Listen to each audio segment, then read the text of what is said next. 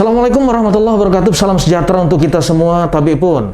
Sahabat ASN dimanapun Anda berada, kembali jumpa lagi di ASN Media dengan tema kita ngobrol pintar. Nah, ini kita sudah mengundang narasumber adalah Ketua ID Kota Bandar Lampung. Kita akan tanya seputar persoalan masalah virus corona dan vaksin.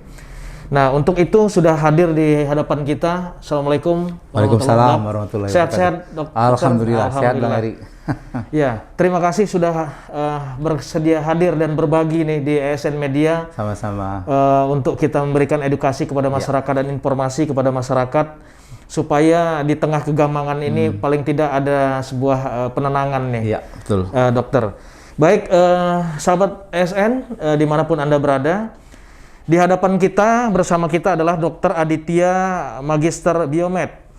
Beliau ini tanggal lahir Sekayu 22 Maret 1972.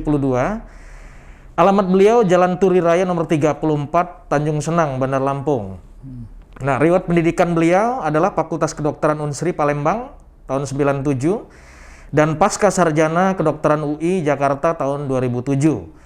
Kemudian riwayat pekerjaan beliau ini pernah mengawali karirnya di dokter PTT di Puskesmas Karanganyar, Lampung Selatan tahun 2000 sampai 2002. Kemudian banyak sekali nanti kita tayangkan di cuplikan khusus. Saya akan coba melanjutkan bahwa Dr. Adi ini juga anggota ID Kota Bandar Lampung. Beliau juga anggota PDTDI, Perhimpunan Dokter Transfusi Darah Indonesia, anggota PHTDI, Perhimpunan Hematologi dan Transfusi Darah Indonesia, member of the ISBT, International Society of Blood Transfusion, anggota Forum Komunikasi Dokter Juri IPSI, Pencaksilat Indonesia, LPPOM MUI Provinsi Lampung masa khidmat 2016 dan 2021. Baik, nanti kita akan tanya-tanya seputar apa saja yang akan kita berikan informasi-informasi kepada sahabat ASN. Untuk itu jangan kemana-mana, tetap di channel yang sama, ASN Media Podcast, ngobrol pintar.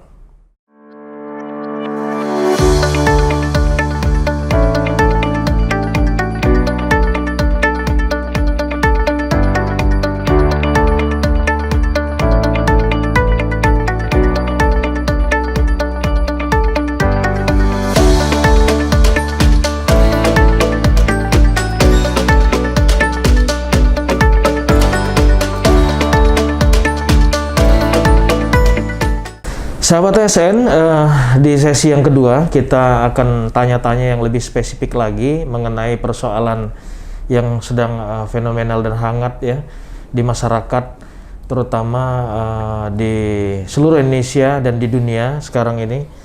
Dr. Adi ini lebih bisa memberikan pencerahan kepada sahabat ASN semua. Apa sih yang sebenarnya yang disebut virus corona ini, Dok? Ya, mungkin saya harus ini diri sedikit ini ya. Kebetulan saya karena backgroundnya transfusi, betul. Kita memang diajarin penyakit-penyakit yang menular lewat transfusi darah. Betul. Jadi memang kita ada belajar tentang virus lah ya. Betul. Di waktu saya S2 itu ada, kita ada mata kuliah virologi, mikrobiologi gitu ya. Corona ini memang sesuatu virus yang sudah lama kita kenal. Zaman saya sekolah makanya ya udah mengenal. Dan memang namanya corona karena memang dia disebut itu karena dia bentuknya seperti mahkota itu ya. Dia punya tentakel namanya. Jadi untuk dia nempel itu si mahkota ini sebenarnya itu.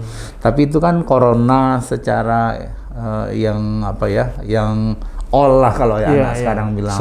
Makanya kalau yang sekarang jadi pandemi itu kan sebenarnya lanjutan dari SARS. Ya, mungkin Bang Eri ingat kita pernah ada wabah juga SARS, tapi nggak seheboh corona ini yang sekarang ini COVID-19 ini. Jadi kan dulu SARS aja, makanya kalau ini corona yang SARS-CoV-2. Jadi SARS yang coronanya yang tipe 2. Jadi novel kalau dibilangnya itu bentuk baru dari SARS yang kemarin gitu ya. Ini tentunya kan sebenarnya menurut ilmu jadi penyakit yang berbasis lingkungan. Itu kan memang benar-benar inilah yang corona ini yang benar-benar paling merepotkan lah sepanjang sejarah di dunia kedokteran. Meskipun kita sudah pernah ada wabah-wabah sebelumnya ya. Dan memang kan misalnya kayak flu Spanyol dan sebagainya yang 1 abad yang lalu, atau misalnya flu burung kemarin, SARS. Kita pernah kenal juga dengan MERS ya yang di Timur Tengah gitu. Tapi kan localize aja kan dia itu nggak sampai artinya masih bisa dilokalisir ya gitu ya. Tapi ini benar-benar luar biasa. Jadi dan ini secara sporadik ya. Sporadik, masif sekali dan dia gampang bermutasi. Nah, ini yang memang jadi sistem penularannya gimana itu, Dok? Dulu kan dipercaya dia memang dia menyerang saluran napas, tentunya yang paling mungkin tuh lewat udara, batuk, bersin gitu ya, itu lewat udara. Jaraknya juga terbatas lah penularannya. Kita juga harus jujur, memang virus ini kan makin lama jadi makin pintar, Bang Eri. Jadi virus itu kan mempertahankan dirinya supaya dia tetap eksis, dia harus bermutasi. Betul. Makin banyak usaha yang kita lakukan untuk menghentikan virus ini, dia juga tidak akan tinggal diam. Dia juga nggak bakal ditinggal diam ya. Makanya mutasi itu salah satu cara dia untuk tetap eksis gitu loh di dunia itu. Jadi memang mungkin pendekatan-pendekatan ini yang mungkin kita harus sama-sama juga. Jadi kegagalan-kegagalan penanggulangan ini kan yang pertama memang kita harus kompak, harus sama-sama memahami. Yang kalau di negara kita kan masih banyak yang anggap ini cuma hoax, apalagi masih di daerah-daerah perkampungan nganggap ini nggak ada gitu kan. Nah, ini benar-benar puncaknya menurut saya ini kan. Saya kebetulan juga kerja di lab nih, Bang Eri. Jadi setiap hari lab kami itu terima sampel itu bisa sehari itu sekarang ribuan. Iya, dulu kan kita cuma maksimal 500, 600. Dalam 2-3 hari ini kita terima sampel tuh 1.200. Nah, itu gimana cara penyelesaian? Dalam 1.200 itu berapa hari, Dok? Iya, jadi kemampuan lab kami itu kan cuma 600. Nah, itulah makanya mungkin sekarang saya juga minta maaf, mungkin ada pasien, keluarga pasien yang jadinya lama nunggu hasil PCR di labkes itu, karena memang antrinya lumayan ini Pak Eri. Jadi ini memang harus dicarikan juga nih jalan keluarnya. Solusinya harus dicarikan solusi segera ya. Karena memang ini nggak bisa ditunda ini pekerjaan. Kadang-kadang kan di lapangan itu kita ditunggu nih sama dokter. Ini pasien, mohon maaf kayak kejadian baru kemarin tuh. Pasiennya meninggal malam-malam. Hasil PCR-nya belum keluar. Nah, ini kan keluarganya gimana nih? Pasiennya mau dimakamkan secara COVID atau enggak? Banyak sekali masalah-masalah yang nggak sesimpel pemikiran orang biasa ya. Iya, kita benar-benar diburu jadinya ya. Padahal PCR itu, Pak Eri, itu pemeriksaannya rumit sekali. Kebetulan saya adalah dokter lab ya, kami yang biasa mengelola darah itu. Dari zaman dulu kita menghindar sebenarnya, nggak mau menggunakan PCR itu sebagai alat periksa. PCR itu sudah lama. Kenapa, Dok, itu? Kenapa? Kok Karena bisa susah. Begitu, Dok? Susah dan lama ngerjain. Mengurainya tadi. Iya, lama sekali. Jadi PCR itu kan polymerase chain reaction. Jadi kita memancing si virus itu untuk mengeluarkan beramplifikasi namanya, biar kita bisa mengeluarkan keganasannya lah kira-kira gitu ya. Mengeluarkan DNA-nya itu karena kita nggak bisa memeriksa si corona ini kan tentakelnya itu melindungi. Jadi yang pertama kita biasanya ekstraksi dulu, kita pancing virusnya itu untuk mengeluarkan antigennya itu.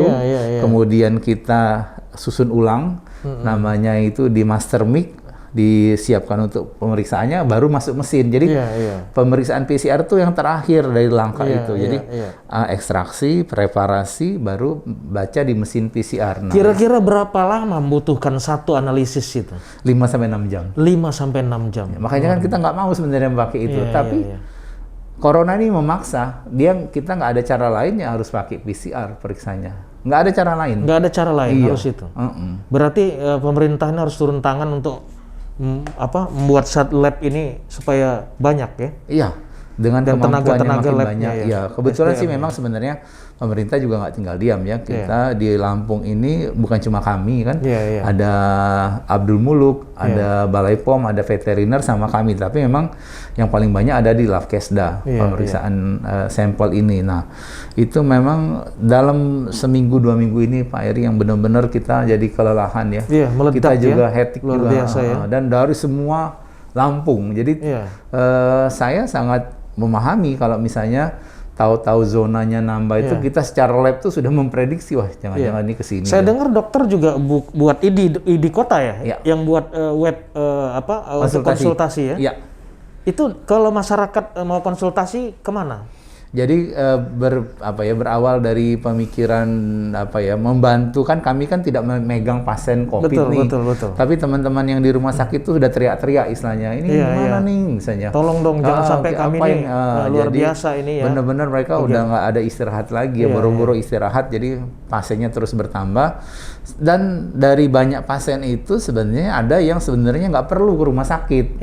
Kita bisa bantu lah untuk menolong itu yang mesti harus disampaikan ini. Iya, yang gejalanya ringan atau malah cuma hasil swabnya aja positif terus dia nggak bergejala, yang ngapain ke rumah sakit gitu. Rumah sakit udah isolasi aja kan isolasi di rumah gitu ya.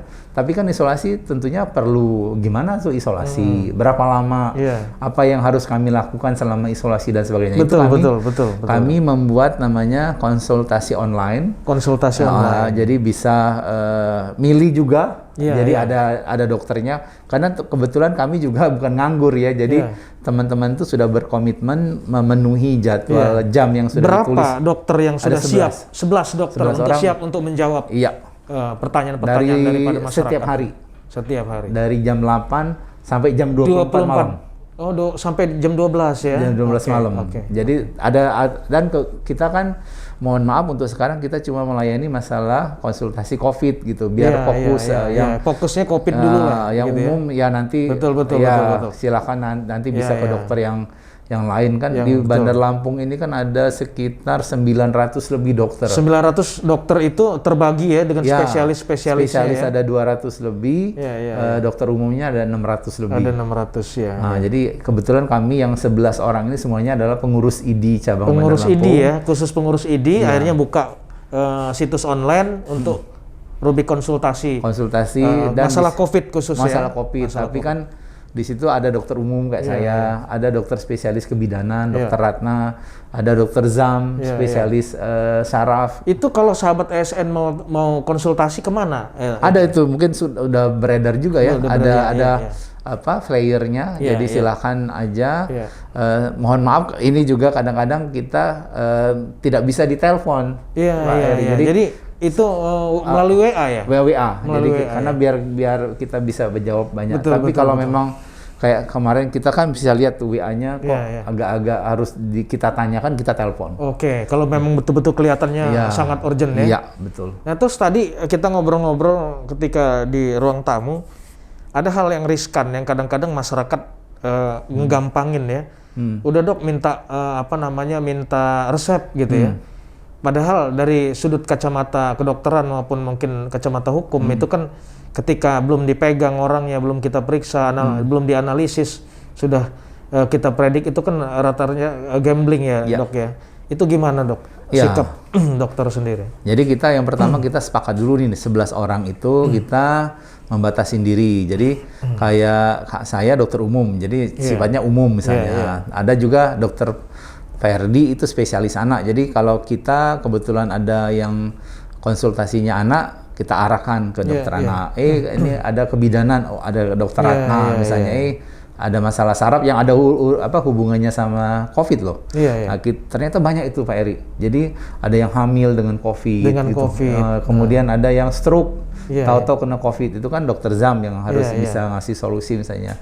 Atau misalnya ada yang ada masalah ortopedi, dokter Aswedi. Jadi yang umum ada juga hubungannya dengan vaksin dan sebagainya. Jadi kebetulan saya di transfusi darah ini yang bagian banyak banget pertanyaan sekarang tuh tentang plasma konvalesen. Nah, itu sebenarnya yang saya tanya tuh dok, supaya sahabat ASN tuh tahu, karena kami juga pernah membunuh itu, termasuk saya gitu. Gimana dok? Saya Cerita. jawab yang Pak Eri tadi. Jadi itu memang kita harus, karena kami kan pengurus ID, kami ngerti hukum, ngerti etika. Jadi kami sudah melarang konsultan ini untuk tidak memberikan resep. Jadi kita sepakat karena itu takut disalahgunakan. Betul. Nanti apalagi kan cuma via WA gitu, kita berani-beraninya. Tapi lucunya Bang Eri, justru masyarakat yang sudah punya obat. Oh gitu. Jadi mereka sudah pegang obat. Ini mereka nanya. Tinggal gitu. mastiin. Nah ini juga kadang-kadang ya udahlah. Kalau itu kan bukan kita yang kasih. Kadang-kadang mungkin Pak Eri sekarang yang lagi heboh misalnya obat-obat yang kontroversi, Ivermectin segala macam yang. Nah itu gimana dok? banyak banget ya. Kalau kita dokter yang paham itu. Kalau saya nggak setuju. Nggak setuju. Itu kenapa? Kalau saya kan kita ngerti, apalagi saya orangnya biomedis. Sesuatu obat itu kita anggap bisa mengobati itu kan memang harus ada ujinya. Betul. Uji klinisnya. Tidak bisa dong obat cuma testimoni, nggak bisa itu. Coba-coba gitu ya. Testimoni itu kan cuma pengakuan. Kita tanya sekarang zat berkhasiatnya itu apa untuk COVID itu. Nanti kayak seperti minyak kayu putih yang kemarin-kemarin di awal, terusan hilang sendiri. Betul. Kemudian kloroquine. Jadi masih banyak juga spekulan yang masuk juga sekali. Menumpangi COVID ini. Banyak Pak. Kasus-kasus COVID ya. Kita juga konsultasi juga, kita mohon juga kita teman-teman itu mencerdaskan lah. Bukan membingungkan ya bahkan. Mencerdaskan. Jadi kok kalau kita sama sesuatu tuh jangan gampang percaya, jangan gampang. Di negara kita kan sudah ada Balai POM, udah kita percaya aja lah. Kadang-kadang kan kita kan jangan melampaui melampaui batas juga ya. Itu wewenangnya Balai POM melihat ada zat berkhasiat enggak, itu kan kayak vaksinnya boleh divaksin atau enggak kan tentunya sudah ada ujinya semuanya ya. Jadi masyarakat juga harus cerdas, jangan sampai sekarang Ivermectin yang benar-benar perlu untuk cacing udah nggak bisa tuh, udah hilang barangnya. Karena udah diserbu. Ya kan? Dan diminumnya. Iya, termasuk saya juga kemarin kena korban nih. Oh gitu. Kita beli. Itu gimana, Dok? Itu obat keras. Itu hanya sekedar gini ya, untuk membangun trust ketika ada persoalan di keluarga. Jadi sedia payung sebelum hujan sebetulnya. Itu kan dikemas. Nah, itu yang saya bilang.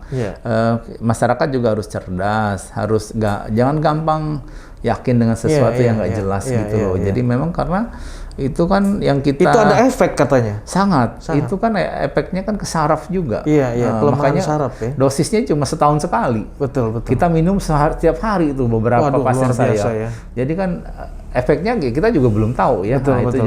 Karena memang itu jarang dikonsumsi ya. Iya. Dan itu obat keras loh Pak. Itu sebetulnya peruntukan untuk apa itu, Dok? Dulu sebenarnya malah untuk hewan. Oh, untuk hewan. Awalnya, bolehlah di Google dicari. Jadi Ivermectin itu awalnya untuk kutu di hewan. Kemudian kayak kambing, ada kuda gitu, terus sapi. Betul. Ternyata dia setelah dimodifikasi bisa untuk cacing misalnya. Nah itu yang diizinkan oleh Balai POM itu ada zat berkhasiat di Ivermectin itu memang untuk membunuh cacing di dalam usus. Tapi kan setahun sekali seharusnya. Sekali. Karena untuk membuang hal yang sudah tidak untuk tiap hari, apalagi yang tadi Bapak bilang untuk pencegahan gitu. Nah ini yang perlu pencerahan ya. Nah terus apa sih cara-cara kita untuk antisipasi ya? Kalau seandainya kita ini OTG nih, Dok, gitu. Kebetulan saya mantan pasien nih. Jadi Pak Eri saya kena di bulan Januari akhir. Saya pernah divaksin pertama, 10 hari kemudian saya kena.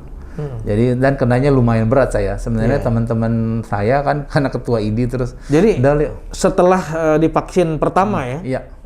Jadi 10 hari setelah kan waktu itu masih 14 hari, belum hari ke-14 saya udah kena. Karena imunnya belum ini ya. Iya, dan saya juga banyak aktivitas kemana-mana juga ya mungkin. Padahal saya lumayan ketat ya, prokes itu ya, cuma memang ya kodarnya itu.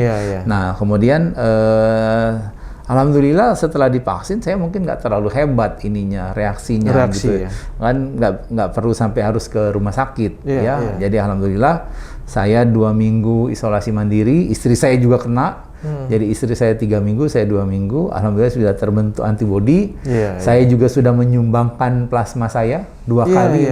Jadi plasma konvalesen golongan A saya udah 2 kali donor, titernya juga memenuhi syarat. Jadi sebenarnya kalau saya lihat kita akan capek kalau kita ngeributin si virusnya, mutasi dan sebagainya. Kalau saya sekarang baliknya ke kita, hostnya ini, kan dia numpang hidup di kita. Apa tipsnya? Iya, dokter? Jadi memang kita yang bikin si virus supaya nggak betah. Supaya nggak betah ya, gitu ya. Ya mungkin status imun kita baik, gitu ya.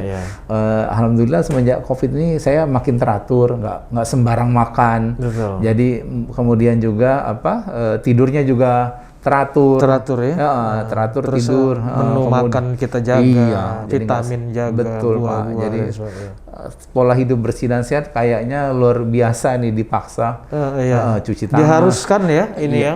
Iya. Gitu. Yang dulunya waktu saya di puskesmas susah banget loh mendidik masyarakat untuk PHBS, tapi sekarang corona mau nggak mau harus ikut PHBS. Begitu.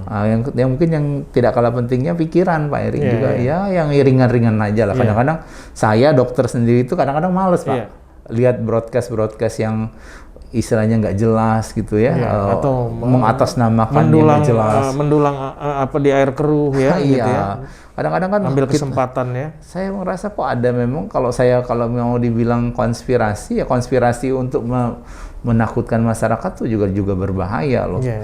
Jadi memang masyarakat ya kita sadar dengan bahayanya COVID, tapi juga kalau bahasa saya jangan lebay juga. Betul.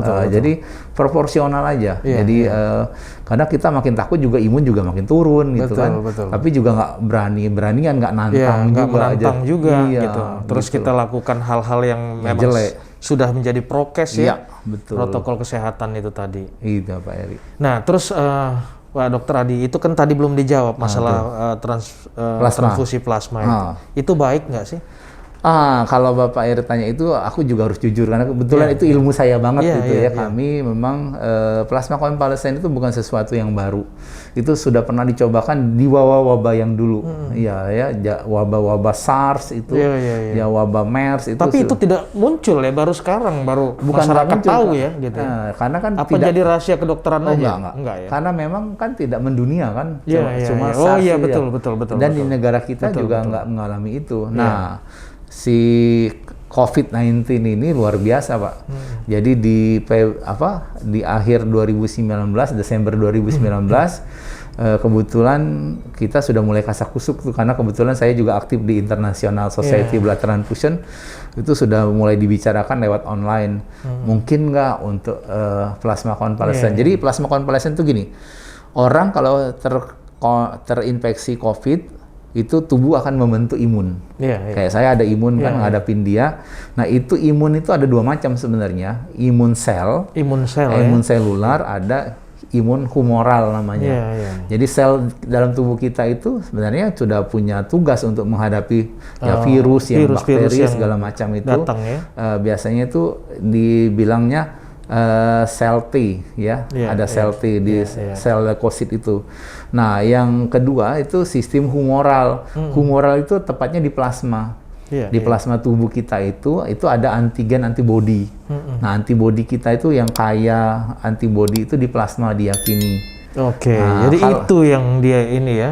Jadi kalau orang kena infeksi, tubuh membentuk antibodi itu disimpan kan di plasma. Betul.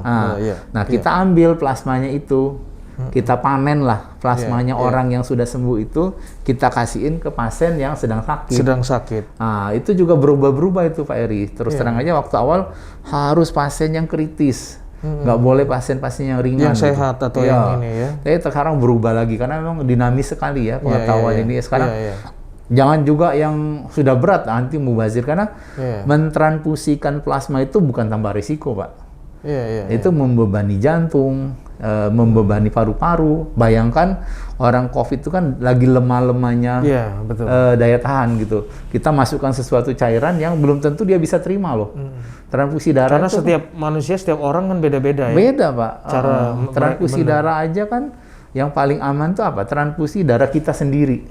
Kita punya namanya autologus transfusi. Coba bayangkan saya orang Sekayu misalnya dapat darah yang bukan suku saya, yang makanan sehari-harinya beda dengan saya, tapi saya dapat darahnya dari orang itu misalnya. Reaksi tubuh tentu akan berbeda. Nah, apalagi orang ini ditambah dia lagi sakit nih. Dia lagi lemah-lemahnya manusia nih. Lagi drop keadaannya iya, ya. Pak. Makanya kaget kadang-kadang kan. Nah, makanya kami strict. Syaratnya itu kita strict banget. Kadang-kadang kan itu ada tuh yang paling susah itu nyari donor plasma konvalesen tuh titernya harus lebih dari 130. Ada diukur Pak titer antibodinya itu. Dulu. Betul. Saya kayak kemarin tuh udah jauh-jauh dari Lampung Tengah, dia bawa donor, titernya cuma 100. Bisa nggak dok? Bisa. Boleh nggak dok? Itu yang nelpon tuh perawat loh. Saya bilang nggak boleh. Nah, saya jelasin tadi. Coba bayangkan kalau ini terus tidak ada manfaatnya buat pasien. Jadi jangan sampai nanti ini juga akan berakibat yang tidak baik lah. Jadi paling nggak kami yang menyiapkan ini itu harus strict. Jadi nggak main-main. HB harus cukup. Jadi harus standar ini betul ya, betul, SOP yang betul-betul. Kalau titernya nggak cukup jangan. Artinya lebih baik kita buang aja lah. Ya. Iya. Karena kalau enggak kan bisa takutnya ya terus terang aja kalau ditanya benar-benar Mbak, belum tentu juga. Ini semuanya ongoing riset kok. Yang kita kerjakan di sini Pak itu persis yang lagi dikerjain di Amerika, di Inggris segala macam. Ini kan serentak seperti ini. Seluruh semua. Dan ini salah satu alternatif saja. Yang lain kan banyak, ada antivirus. Bapak dengar misalnya ada Actemra, ada Gamaras yang harganya gila-gilaan itu ya. Nah ini juga alternatif. Jadi sebenarnya yang punya kekuasa penuh itu dokter yang lagi merawat. Mau pilih apa ya? Kami sebagai unit transfusi darah fungsinya ya menyiapkan. Perlu. Tapi kan memang ini juga masalah dengan persyaratan yang berjimbun tadi. Tapi biasanya juga tim ya dokter itu ya? Ada. Kita punya syarat tadi, misalnya harus laki-laki. Berat badannya lebih dari 55 kilo. Nggak boleh yang benar-benar baru sembuh, kan harus 2 minggu dia tanpa gejala, tapi nggak boleh juga terlalu lama, nggak boleh lebih dari 6 bulan. Jadi memang waktu, nggak boleh lagi sedang vaksin. Nah ini yang jadi masalah besar juga nih Pak Eri. Jadi orang yang sedang vaksin selesaikan dulu vaksinnya. Yang kedua, baru dia boleh donor plasma ini. Yang ketiga, titernya. Jadi kita ambil darahnya, kita coba ukur. Kalau misalnya titernya nggak cukup, ya udah kita nggak bisa ambil. Jadi memang masalahnya banyak. Oke, luar biasa. Semakin kita gali nanti di sesi yang ketiga, sahabat ASN, itu tadi ada beberapa yang perlu disikapi atau dipahami oleh sahabat ASN semua. Mudah-mudahan itu menjadikan satu pencerahan bagi kita, informasi untuk kita dan keluarga kita, bagaimana kita menghadapi bahaya virus corona dengan kita lebih mengedepankan prokes dan lebih meningkatkan imun dengan berolahraga, dengan berjemur, dengan makan makanan yang teratur, tidur yang teratur.